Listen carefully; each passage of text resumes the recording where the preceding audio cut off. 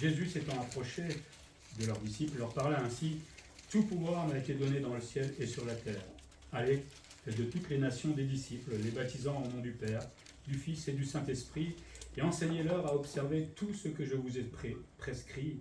Et voici, je suis avec vous tous les jours jusqu'à la fin du monde. On va aller dans 2 Timothée 4.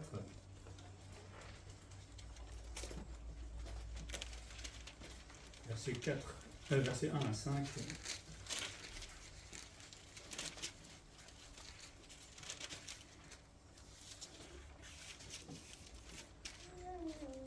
Je crois que c'est plutôt 1 Timothée 4, excusez-moi.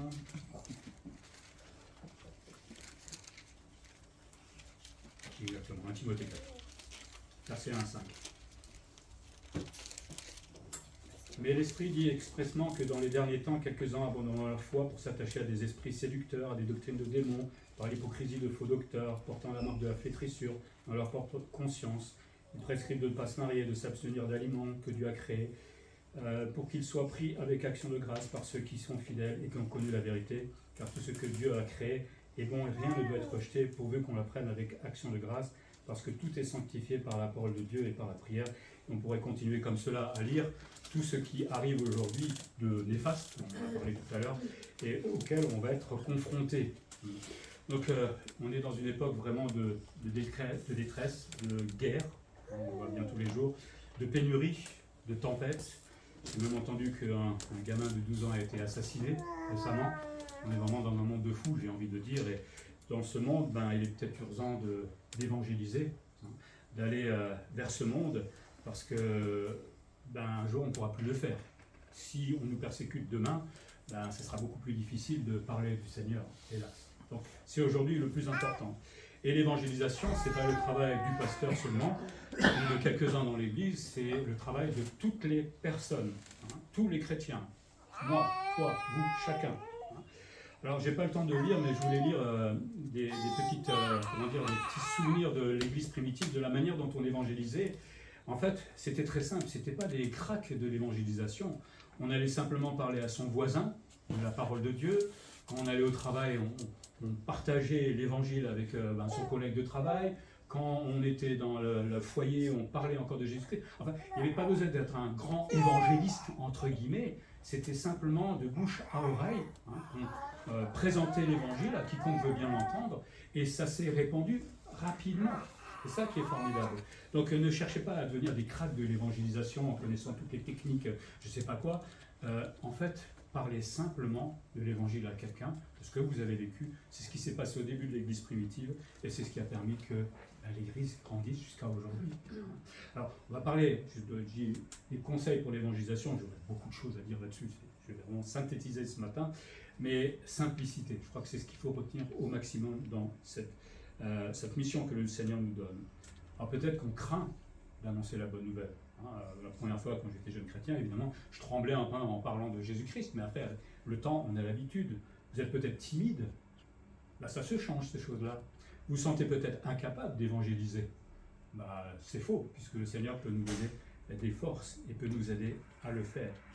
En fait, il veut nous apprendre à transmettre tout simplement la bonne nouvelle de Jésus-Christ. C'est quelque chose qui s'apprend tout simplement avec le temps. Pour vous alors évangéliser, comme je dis, il faut d'abord aimer la mission que le Seigneur nous a donnée. Ça, c'est important. Même s'il ne s'agit pas seulement d'aimer, je pense que c'est aussi au-delà de faire plaisir à Dieu. Quand j'annonce la bonne nouvelle, vous croyez que le Seigneur est malheureux? Non, il est content. Il est heureux justement qu'on parle de lui. En même temps, ça reste un ordre. Alors, même si l'ordre a été donné d'abord aux disciples, je crois qu'aujourd'hui, il nous donne toujours le même ordre. Et je pense que ça ne devrait même pas être un ordre, ça doit être naturel d'aller vers les autres et d'annoncer que le Seigneur m'a sauvé, il m'a fait grâce, il m'a pardonné tous mes péchés. C'est extraordinaire, non? Ça, c'est une bonne nouvelle qu'on a envie de dire à quiconque veut bien l'entendre. Et cet ordre a été donné à tous les croyants. N'attendez pas d'avoir 60 ans pour vous dire qu'il faudrait que je commence à évangéliser. On peut commencer quand on est tout petit. Il y en a qui le font même. Je vois qu'il y a des gamins, des fois, dans leur cours d'école qui parlent du Seigneur et les autres, ils le regardent un peu bizarre. Il y en a qui ont le courage de le faire, quel que soit notre sexe, quelle que soit notre maturité. On est des gens qui peuvent annoncer l'évangile. Il y a une légende, alors c'est pas vrai, mais je trouve intéressant cette petite anecdote. Hein. Une légende raconte qu'au moment de son retour au ciel, Jésus rencontra l'ange Gabriel et lui dit qu'il avait accompli la tâche divine qui lui avait été confiée. Quel est ton plan pour la propagation de l'évangile, s'enquiert Gabriel? As-tu établi une organisation solide sur la terre ayant des projets précis? C'est humain comme raisonnement. Non, répondit le Sauveur, je ne laisse derrière moi aucune organisation, mais seulement un petit groupe de disciples d'humble naissance, pour la plupart d'entre eux. C'est eux qui devront aller annoncer l'évangile au monde. Mais imagine qu'ils ne remplissent pas leur devoir, demande Gabriel avec insistance. Quel projet as-tu alors? J'en ai point d'autre, répondit le Sauveur soucieux. Alors, c'est évidemment une légende, on est bien d'accord, mais le Seigneur n'a pas cherché à organiser à ce point-là l'évangélisation. Il a laissé des gens simples, tout simplement transmettre avec leurs mots, évidemment en restant doctrinalement juste, mais à transmettre la bonne nouvelle de Jésus-Christ à quiconque veut bien l'entendre. Je pense qu'il faut prendre cet ordre sérieusement, parce que si plus personne parle de l'évangile, qui va l'entendre? Ça serait triste. Chacun d'entre nous, nous avons un champ. Cette mission, elle n'est pas loin. Hein. Je ne vous demande pas d'aller en Corée du Nord, à moins que vous ayez envie d'y aller. Ça, c'est le Seigneur qui vous appellera. Mais j'ai un champ tout près de moi. J'ai une famille déjà. Ça, c'est important. Peut-être que le conjoint ne connaît pas le Seigneur. Mon travail, dans une bonne occasion. Je sais que c'est pas toujours simple parce qu'il faut travailler d'abord pour plaire au patron, mais on peut avoir des fois des discussions avec les collègues de travail. Certains commencent à savoir que je suis pasteur là-bas, donc ça commence à tchatcher, c'est bien. J'attends juste maintenant de pouvoir discuter avec eux, mais c'est bien. Les amis, nos voisins, etc., etc. Je ne vais pas travailler pour le champ de François, je travaille pour le champ où le Seigneur m'a mis. Et c'est comme ça, vous imaginez, chacun d'entre vous, vous êtes à un endroit bien précis, avec, on va dire, un champ tout autour de vous, et comme cela, on peut remplir un maximum de place, en fait, autour des trichis. C'est extraordinaire. Le Seigneur nous appelle à prêcher, c'est-à-dire être un héros, héros, E-H-R-A-U-T, c'est-à-dire proclamer en grec. Je suis quelqu'un qui proclame. Je publie la bonne nouvelle de Jésus-Christ. Je proclame surtout un message important. Il faut surtout que vous l'ayez compris, ça. C'est important de parler à d'autres de la vie éternelle, de ce qu'ils risquent et de ce qu'ils peuvent faire, plutôt que d'aller en enfer. C'est vital. Parce que dans ce monde plein de malheurs, beaucoup de gens vont chercher des choses un peu bizarres, l'occultisme ou ailleurs, et se font tromper. Alors que nous avons une très belle nouvelle. Jésus-Christ, à nous de l'offrir. C'est se souvenir aussi que nous sommes des ambassadeurs du ciel. Pas mal comme titre, ambassadeur du ciel. On a tendance à l'oublier. Dieu me responsabilise dans ce cas-là. Parce que juste prendre le titre, c'est une chose. Mais c'est une responsabilité au bout. Je représente Jésus-Christ sur la terre. C'est ça un ambassadeur généralement. Je représente son œuvre, je représente ses desseins. Je suis là pour représenter devant les gens. On connaît bien le passage de 2 Corinthiens 5,20 qui nous rappelle cela. Je suis là pour annoncer la réconciliation possible, à condition évidemment qu'une personne se repente de ses péchés et accepte Jésus-Christ dans sa vie. Je présente aussi l'amour de Dieu. L'amour, vous en trouvez beaucoup dans ce monde aujourd'hui. Il y en a un simili d'amour, mais l'amour de Jésus-Christ, ça vous fait fondre, ça vous fait pleurer, ça vous fait craquer. Quelqu'un qui nous a aimés à ce point-là. Présenter aussi la grâce, possibilité d'être sauvé. Il faut aimer sa mission, parce que si j'y vais avec les mains dans les poches en disant « il faut que j'évangélise, j'aime pas ça », vous irez jamais de toute façon. Il faut aimer cette mission, cet amour de partager la parole de Dieu. Et pour ça, il faut d'abord l'apprécier soi-même. On ne partage pas quelque chose qu'on n'aime pas, ou on n'a pas vraiment d'importance dans notre vie. Ça serait quand même triste pour des chrétiens, mais bon. On doit être passionné nous-mêmes d'abord par Dieu et par la bonne nouvelle. Et c'est là où justement on déborde et on a envie d'aller partager à d'autres. Le psalmiste disait « Je serre cette parole en mon cœur ». Est-ce que nous serrons cette parole en notre cœur? Ou bon, de temps en temps on la met dans le cœur et puis le lendemain on la laisse tomber. Non, elle devrait être là tout le temps présente dans notre cœur. Et pour la transmettre, évidemment, il faut la connaître. Alors on ne demande pas d'être des théologiens pour évangéliser. De toute façon, surtout ne le faites pas comme ça, il ne va rien comprendre en face. Si vous parlez avec des mots bizarres, il va vous regarder un peu bizarre, la personne devant. Non. Mais il faut quand même que je connaisse cette parole avant de la transmettre. Et pour apprendre cette parole, il n'y a pas besoin... Alors, on peut aller faire un institut biblique, parce que là sinon je vais me faire avoir, mais on peut apprendre aussi tous les jours. Je pense un peu plus chaque jour, parce que normalement en tant que chrétien, je suis apprenti de la parole de Dieu. Ce n'est pas un livre qu'on va ouvrir que le dimanche à l'église ou de temps en temps. Ça devrait être tous les jours, régulièrement, 2 fois par jour. Alors ça c'est pour les plus courageux, hein, mais pourquoi ne pas la lire? Et plus je la lirai, forcément plus je vais apprendre du Seigneur. Je vais apprendre aussi à transmettre tout simplement cette bonne nouvelle. Et vous savez quoi, la bonne nouvelle? C'est que ça ne s'arrêtera jamais en fait d'apprendre, jusqu'à la fin, hein, jusqu'à ce que le Seigneur nous reprenne. Chouette!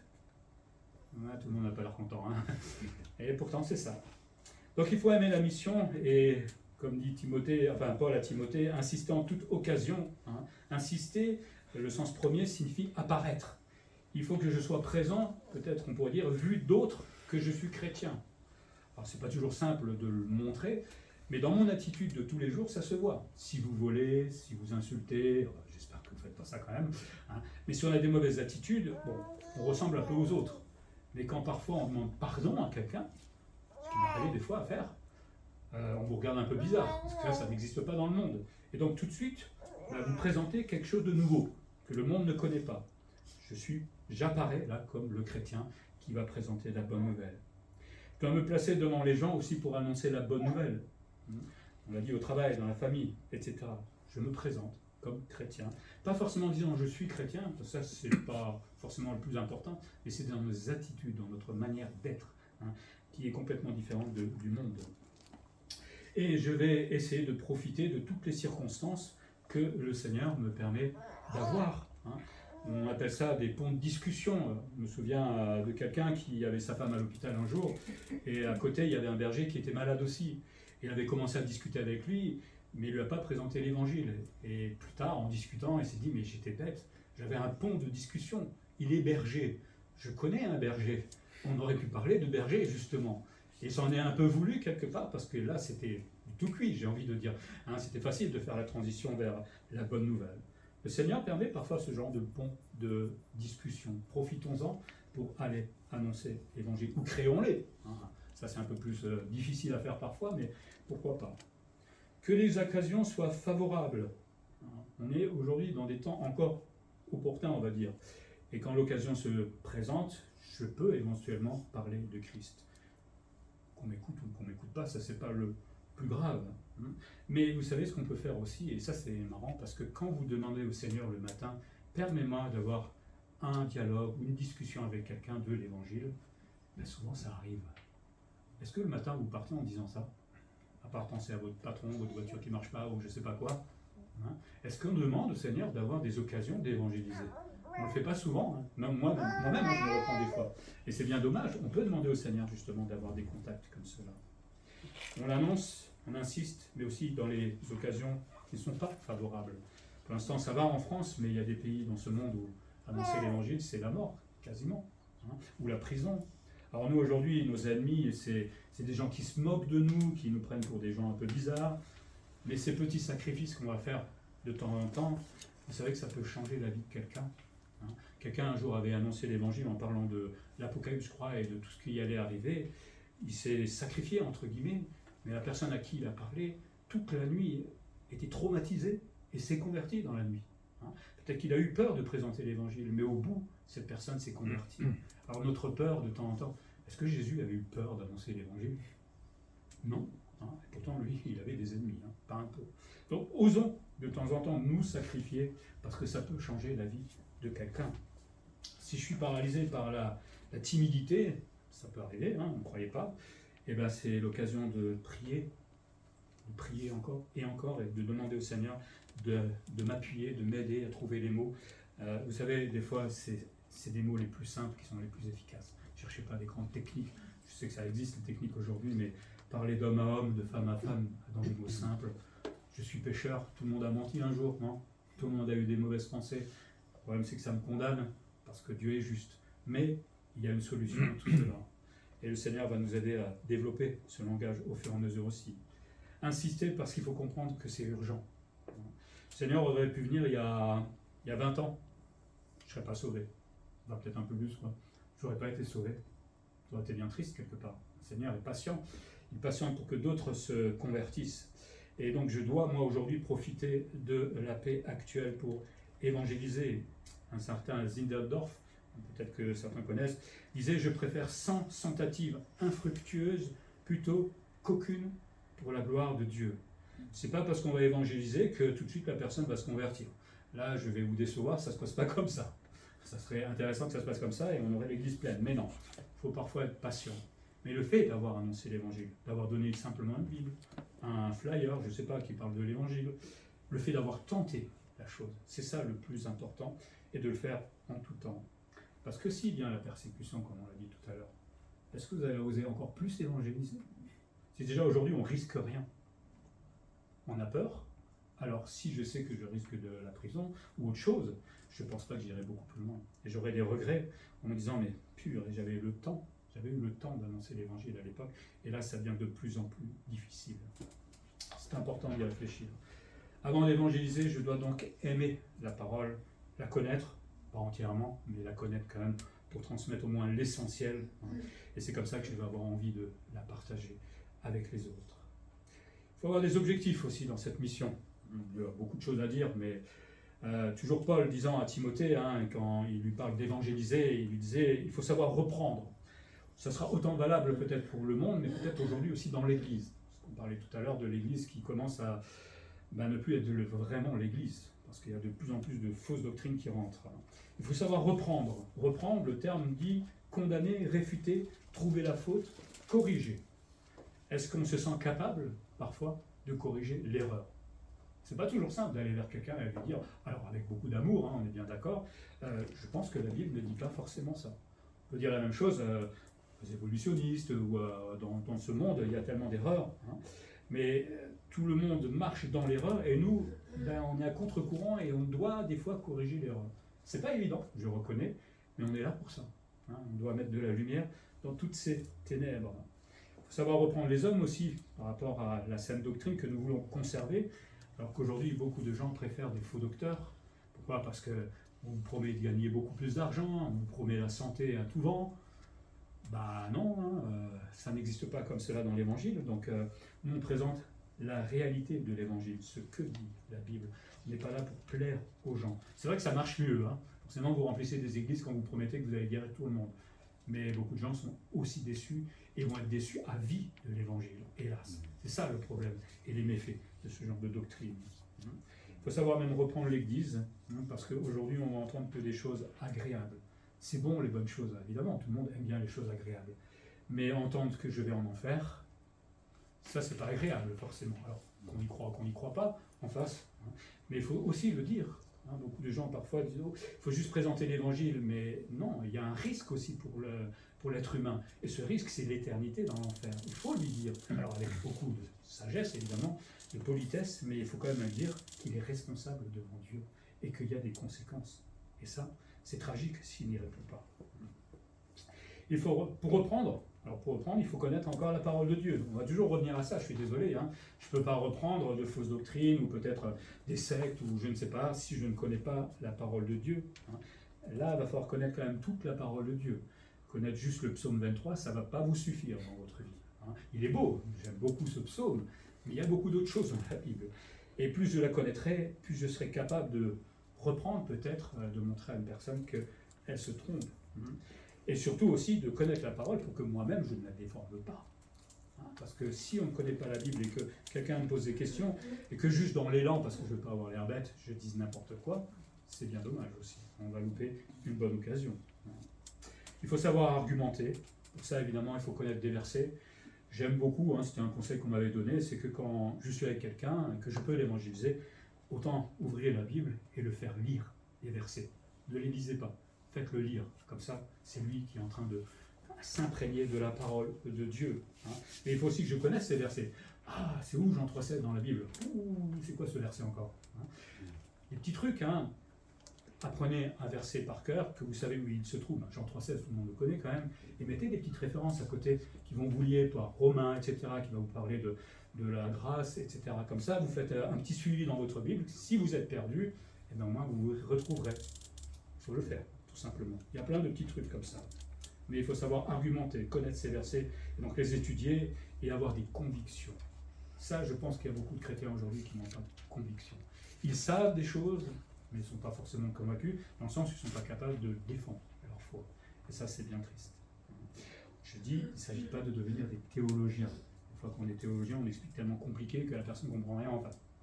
Il s'agit simplement d'une lecture régulière de la Bible. Je reviens là-dessus. Si je lis tous les jours un passage de la parole de Dieu, au bout d'un an, vous avez appris beaucoup de choses. Au bout de 10 ans, vous en avez appris énormément. Mais il faut se discipliner à faire ça tous les jours. Et en plus, si j'ajoute ça, que je viens au culte régulièrement, plus régulièrement encore que je le fais d'habitude, que j'assiste aux études bibliques, et là je vais faire un peu de pub quand même pour les éditions clés, que je lise de bons livres, n'est-ce pas? Eh bien, je vais croître avec le Seigneur. Je vais apprendre beaucoup de choses. D'abord, je vais me consolider dans ma foi. Je vais avoir des convictions, parce que c'est bien d'avoir des convictions. Mais en plus, maintenant, je vais me sentir un peu plus à l'aise, peut-être, pour parler avec quelqu'un qui ne pense pas forcément comme moi. Mais il faut travailler à cela. Ça ne tombe pas comme ça, sur le coin de notre tête. Paul dit aussi qu'il faut savoir censurer. Censurer, c'est menacer, alors avec politesse et gentillesse, mais parler sévèrement parfois et réprimer. Et il y a des gens qui sont têtus, il y a des gens qui ont des véritables mauvaises doctrines. Nous, on a compris le sérieux de la parole de Dieu. Et parfois, il faut être un peu plus ferme avec cette personne. Jésus l'a été lui-même à un moment pour défendre le temple, lieu de prière, on l'avait transformé en marché de je ne sais pas quoi. Il était sérieux aussi, parfois très sérieux. Enfin, il a toujours été sérieux, mais on comprend bien ce que je veux dire. Nous-mêmes, on doit comprendre le sérieux de la parole, et parfois, il va falloir reprendre sévèrement certaines personnes. Alors, ce n'est pas donné à tout le monde de le faire, c'est difficile, je reconnais, mais c'est là pour préserver l'Église, les faux docteurs, de tout ce qui est en train d'entrer dans les églises. C'est censurer ces faux docteurs, parce qu'eux détournent de la vérité. On arrange la parole avec des demi-vérités. Vous savez, les sectes, il y a toujours une bonne partie qui est vraie, mais il y a une autre partie qui n'est pas forcément vraie. Et dans nos églises aujourd'hui évangéliques, il y a des bonnes parties et il y a d'autres parties qui ne sont pas bonnes. Le problème, c'est qu'il faut savoir les discerner. Il s'agit de ne pas être consignant avec cela. La Bible dit que ces faux docteurs, ce sont des loups. Et il est dit qu'ils n'épargneront pas le troupeau. S'ils peuvent croquer tous les chrétiens dans l'église, ils le feront. Et ça a commencé il y a bien longtemps déjà, mais aujourd'hui ça s'accélère, j'ai l'impression. Il faut savoir censurer l'Église aussi qui accepte ces faux docteurs. Vous vous souvenez de Paul aux Corinthiens, on l'a étudié récemment, qui ne s'est pas gêné de reprendre tous ces faux docteurs. Et il l'a fait sévèrement. Il s'est même un peu repris à la fin en disant j'étais peut-être un peu trop sévère, mais il l'a fait. Et ça a protégé cette Église des Corinthiens. Il est dit dans la Bible, ils vont se donner une foule de docteurs selon leurs désirs.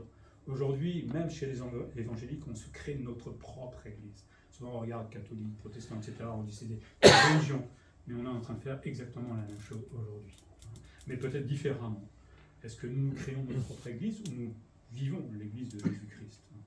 C'est le problème aujourd'hui, parce que l'Église, en fait, cherche elle-même en son sein les faux docteurs. C'est ça qui est triste.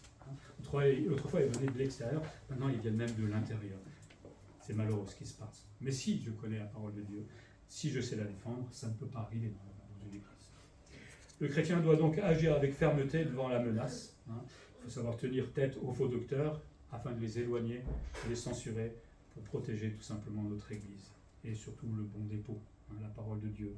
C'est aussi parfois chercher à convaincre, parce que si j'ai un faux docteur en face de moi, je ne me gênerai pas à discuter avec lui, mais je vais essayer de le convaincre quand même, avec les arguments que le Seigneur me donnera et que la Bible me donne aussi. Parce que peut-être qu'avec un peu de chance, il va dire « mais on m'a trompé aussi ». Ça arrive, et il y en a qui se repentent évidemment de leurs erreurs. Donc il ne faut pas hésiter parfois à discuter. Après, on ne va pas passer des années non plus s'ils ne veulent pas comprendre, mais ils méritent aussi d'entendre la bonne nouvelle. C'est quelqu'un évangélisé aussi. Un peu plus difficilement certainement, mais quelqu'un qui doit entendre l'évangile. Paul, toujours de conseiller à Timothée, de savoir instruire aussi, c'est enseigner la bonne doctrine. Instruire, c'est enseigner la bonne doctrine. Si le Seigneur me dit que je dois enseigner la bonne doctrine, ça veut dire que je dois l'étudier. On va retourner sur les bancs de l'école. Étudier la parole de Dieu. Alors je disais tout à l'heure, on peut lire tous les jours régulièrement, mais ce n'est pas forcément une étude. Je pense que c'est bien pour nous, pour se nourrir personnellement, des promesses, mais l'étude, ça se fait à l'église. Et si on n'est jamais là, on n'étudie jamais en fait la Bible, et c'est bien dommage.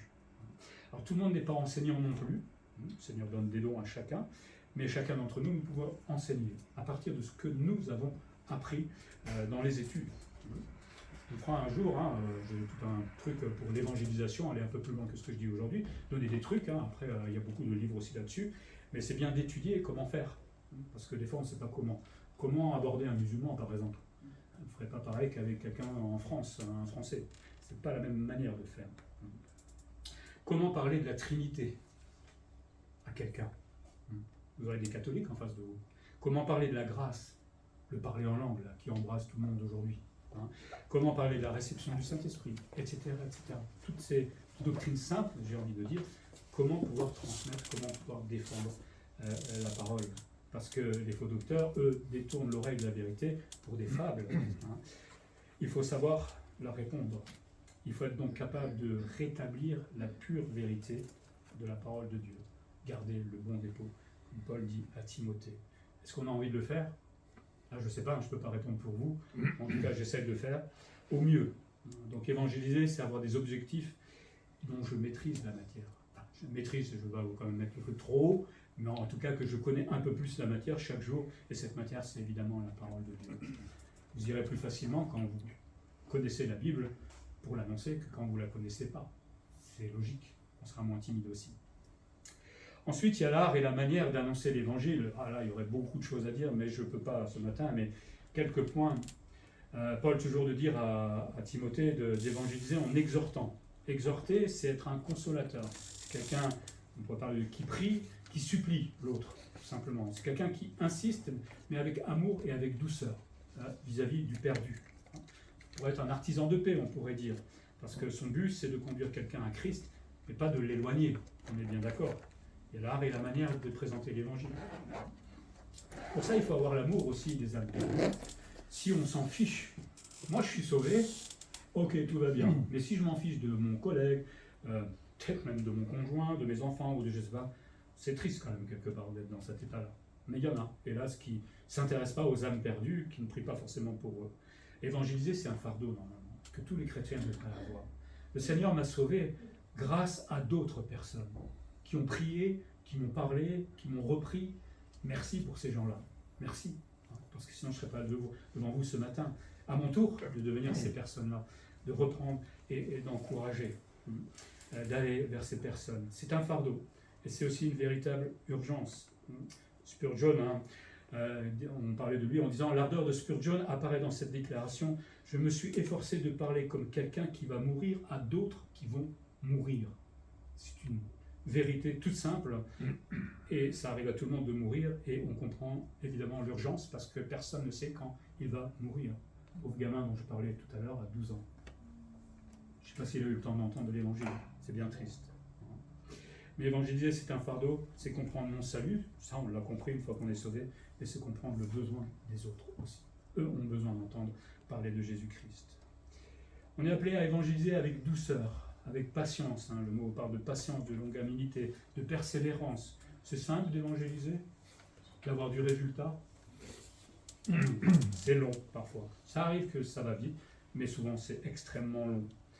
Parce qu'il va falloir présenter déjà calmement Jésus-Christ, son caractère, sa douceur, son amour, sa grâce. Déjà, il faut que quelqu'un veuille bien l'écouter, ce que je suis en train de dire. Mais la douceur de Christ, c'est aussi parler de fermeté, de justice, et autant de compassion et amour, mais il est aussi juste. Souvent, on rabaisse Jésus à que l'amour. À la fin des temps, on ne parlera pas que de son amour, on parlera aussi de sa justice, parce que les deux sont intrinsèquement liés. On ne peut pas avoir de l'amour sans justice et pas de justice sans amour. Donc il faut parler de vérité à des gens quand ils vous écoutent, et pas de prendre ça à l'eau de rose. Pour autant, il ne faut pas brutaliser les gens. Je me souviens qu'on avait fait de l'évangélisation quand j'étais à l'Institut biblique à Bordeaux, qu'il y en a un qui sonnait j'ai déjà dit, je crois, qui sonnait en fait en bas des gens et disait « Bonjour, vous êtes perdus, vous allez en enfer ». Je ne dis pas la transition, quoi. Il n'y a pas eu beaucoup de portes qui se sont ouvertes. C'est peut-être pas la meilleure des manières d'évangéliser. Nos mots et le message qu'on va transmettre doit être réfléchi quand même. On ne va pas y aller au pif comme ça. Je me rappelle quand justement j'étais à Arles autrefois, on avait sur le marché on avait une table avec des livres et la Bible qu'on donnait aux passants. Et on avait une dame à côté qui vendait, et on était toujours régulièrement là, l'un à côté de l'autre. Donc tout doucement, il y avait quelqu'un avec moi, on lui présentait l'évangile et tout doucement, elle commençait à écouter. Et un jour, il y a un missionnaire africain, je crois que c'était, et qui était un évangéliste. Et il arrivait, vous êtes sauvés, vous êtes pécheurs, et il m'a crié dessus comme ça. Déjà, moi, j'étais choqué. Elle n'a plus jamais voulu entendre parler de Christ. C'est bien triste. On a mis un temps fou à lui parler. L'amour de Jésus-Christ et le gugus est venu tout fiche en l'air. C'est bien triste. Alors j'espère que le Seigneur a repris le travail, hein, je ne sais pas où il en est aujourd'hui, mais vous voyez qu'il y a quand même l'art et la manière de faire les choses. La douceur, hein. Jésus était plein de douceur, plein d'amour, il est ferme dans certaines circonstances, mais je dois apprendre à aimer celui à qui j'annonce l'évangile, avec toutes ses différences. Hein. J'étais gothique autrefois, certains vous le savez, je ne sais pas si vous seriez venir me voir, hein, tremblez plutôt quand même avec mon attitude, ma manière d'être. Il y a des gens qui ont osé le faire. Et je me souviens qu'à Arles, justement, c'est une grand-mère qui est venue tout en tremblant. La première fois, parce que j'étais toujours au fond. Hein. Je dis, ça fait 4 fois que je viens, personne ne me parle. Donc je ne voulais plus revenir. Et puis elle est venue en tremblant et elle a dit bonjour. Et ben, ça a changé toute ma vie. Enfin, c'est le Seigneur, évidemment, mais elle a eu le courage. Je pense que je ne serais pas revenu dans l'église. C'est pas toujours simple, je reconnais les différences. Hein. Si un clochard rentrait dans l'église et qu'il ne sent pas bon, qu'est-ce qu'on fait? On y va ou on n'y va pas? L'amour de Jésus-Christ devrait nous pousser à aller lui parler. On doit aimer celui à qui on annonce l'évangile comme Jésus lui-même nous a aimés lorsqu'il nous a rencontrés. Il n'a rencontré personne dans un état de perfection. Pas que je sache, hein, sinon ça veut dire que vous n'étiez pas pécheurs. On était tous bien perdus. Hein. Et en même temps, l'amour de Jésus-Christ dit la vérité sur la condition dans laquelle nous sommes, pécheurs et prêts pour l'enfer, hélas. Et il ne faut jamais cacher ces vérités à des personnes, tout en le disant avec beaucoup de douceur. Parce que quand on le dit, ça va inciter la personne à chercher le Sauveur. Quand je ne me sens pas perdu, je n'ai pas besoin de Sauveur. C'est quand je suis perdu que je le réalise, que c'est une conviction au fond de moi, que là je crie au secours. J'ai besoin d'un Sauveur. Et c'est là où Jésus-Christ se présentera justement. Il faut savoir aussi encore évangéliser avec maîtrise. Alors je disais, hein, des fois on est timide au début, on doit trembler, on n'ose pas dire les choses, mais on va apprendre. Hein. Paul de dire à Timothée d'être sobre, c'est-à-dire être calme, concentré en esprit, sans passion. Hein. On n'est pas là pour présenter l'évangile avec une passion de fou, être circonspect. On y va tranquillement, mais aussi en supportant parfois les souffrances que l'adversaire ou que les gens vont nous infliger, vont se faire moquer. C'est pas la fin du monde. Je ne suis pas encore en prison, hein. Je ne suis pas mis à mort, comme ça a été le cas autrefois. Donc, ces petites souffrances d'aujourd'hui en France, c'est pas grand-chose. Tant pis si on se moque. Peut-être que la personne qui se moque va bien se moquer de nous pendant un moment et puis d'un coup va être interpellée par le Seigneur lui-même et va se repentir. Donc osons et acceptons parfois ces petites souffrances. Hein. C'est pas la fin du monde, mais il faut justement apprendre à se maîtriser. Parce que quand on nous répond sévèrement en face, c'est pas toujours simple. Hein. Il faut rester calme, se maîtriser, et la maîtrise de soi, ça fait partie du fruit de l'esprit aussi. Donc c'est un travail à faire dans notre vie de tous les jours, savoir se maîtriser, accepter l'échec aussi de la mission. C'est décourageant. Hein. On a passé 3 ans avec François à distribuer des traités dans tous les villages qu'on a rencontrés. 0. Bon, ça ne veut pas dire qu'il ne se passe rien en ce moment. Ça ne veut pas dire qu'il est arrivé un jour que quelqu'un avait eu un traité, il l'a posé pendant 10 ans. 10 ans après, il l'a pris, il s'est converti. Donc on ne sait jamais ce qui va arriver de ce que nous faisons. Donc ne nous décourageons pas dans ces échecs qui nous semblent être des échecs qui ne sont pas forcément. Le Seigneur n'a jamais dit que dès qu'on parle, tout le monde se convertit.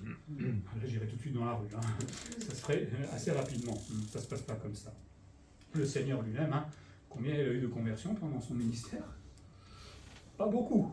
Pas beaucoup. Et pourtant, hein, c'est le Seigneur. Donc soyons patients et ne nous décourageons pas quand on ne voit rien venir. Et puis évangéliser avec le désir de bien faire. Il dit ça à Timothée, qui était lui-même évangéliste, hein, fait l'œuvre d'un évangéliste.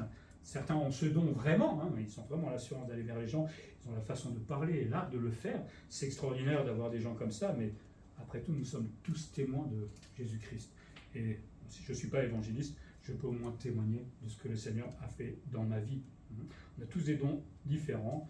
Évangéliser, c'est une activité qui est propre à certains chrétiens, mais le témoin, lui, peut parler du Christ. Et pour bien remplir notre ministère, faisons ce que le Seigneur nous demande, tout simplement, d'annoncer la bonne nouvelle. Vous savez, donnez simplement votre témoignage. J'étais comme ça, dans l'église catholique, je ne sais pas. Et puis j'ai lu la Bible, parce que souvent ça se passe comme ça, et la Bible m'a convaincu que je me trompais. Et j'ai connu Jésus-Christ. J'ai compris que j'étais pécheur, parce que c'est vrai, je fais des choses mal, mais j'ai compris que quelqu'un voulait me pardonner. Et j'ai accepté tout simplement le pardon. Et là, j'étais libéré de tous mes péchés par le Seigneur Jésus-Christ. C'est pas compliqué de dire ces choses-là, hein. Qu'elles soient convaincues ou pas en face, mais au moins vous avez donné ce qu'il faut faire. C'est ça. Vous savez, on peut des fois discuter d'évolutionnisme, de Genèse 1, justement, avec quelqu'un qui ne croit pas dans le créationnisme, vous pouvez passer des heures. On n'ira jamais très loin. Présentez plutôt la grâce. C'est beaucoup plus important et plus urgent. On peut prouver qu'on a raison, forcément. Jésus est le modèle par excellence pour apprendre la manière d'évangéliser. Pourquoi je dis ça? Je ne sais pas si le livre des évangiles en parle, mais en relisant plusieurs fois les 4 évangiles, on a essayé de chercher comment Jésus s'approchait des gens, comment il faisait pour aborder, qu'est-ce qu'il disait à qui et dans quel contexte, etc., etc. Et là, on va peut-être se trouver des pistes pour aborder les gens d'une manière différente, selon le cas ou le contexte dans lequel je me trouve. Mais il va falloir les relire, parce qu'il faut faire une bonne liste avec tout ce que le Seigneur a démontré et vécu durant sa vie. Mais ça peut être des pistes. Après, il y a Paul et puis d'autres qui l'ont fait aussi. Chercher comment eux ont fait, comment eux ont agi. Pour terminer, le Seigneur nous a confié la tâche d'annoncer la bonne nouvelle. Est-ce que vous êtes contagieux? Ça devrait vous parler après le Covid, je crois, la Covid. Est-ce qu'on est contagieux? Alors, nous, c'est une bonne contagion. Est-ce qu'on a envie d'être contagieux? Ça aussi, c'est déjà la première question qui doit se poser. Où est-ce que j'en suis, moi, dans cette mission aujourd'hui? Est-ce que je suis timide? Est-ce que j'y pense même pas? Est-ce qu'à l'exemple de Moïse, j'ai la bouche et la langue embarrassées? C'est pas parce qu'il était dans cet état que Dieu lui a dit « bon, on va arrêter là ». Il a trouvé une solution, et puis Moïse a fait quand même son travail. Est-ce que je suis dans cet état? Demander au Seigneur de me transformer, tout simplement. Oser à un moment. Tant qu'on n'osera pas, on n'apprendra pas à se maîtriser, à ne plus avoir peur, etc. Il faut oser d'aller vers les gens. Ce n'est pas des excuses, en tout cas, devant le Seigneur, de dire « ouais, je suis timide, je ne connais pas la Bible, etc. Je suis jeune chrétien. » J'ai jamais autant évangélisé que dans ma première année de conversion. J'ai dû dire des choses un peu bizarres à mon avis, parce que je n'étais pas encore un pro, évidemment, mais j'ai envie vraiment de transmettre l'évangile. J'ai toujours envie de le faire. Mais je le fais un peu différemment aujourd'hui. Mais voilà, est-ce que j'ai des excuses ou est-ce que je veux me laisser transformer par le Seigneur pour ne plus être tétanisé face à quelqu'un qui est perdu? On l'a dit, il faut aimer la parole de Dieu. Il faut l'aimer. Et l'aimer, ce n'est pas simplement la regarder, oh, la belle couverture que nous avons là, n'est-ce pas? C'est la lire le plus régulièrement possible, l'étudier, se fixer des objectifs et se laisser aussi nous-mêmes transformer dans le domaine de l'évangélisation. Voilà, que le Seigneur nous aide à devenir des témoins vivants, pas juste des témoins, mais vivants de sa grâce, pour que les gens soient sauvés, mais aussi peut-être pour que notre Église grandisse. Peut-être que le Seigneur veut nous envoyer chacun dans notre champ pour témoigner de son amour, de son évangile, de cette bonne nouvelle, pour qu'un jour ces gens-là aussi remplissent les bancs de notre Église, et il le fait dans le monde entier actuellement, qui nous aide et qui nous encourage.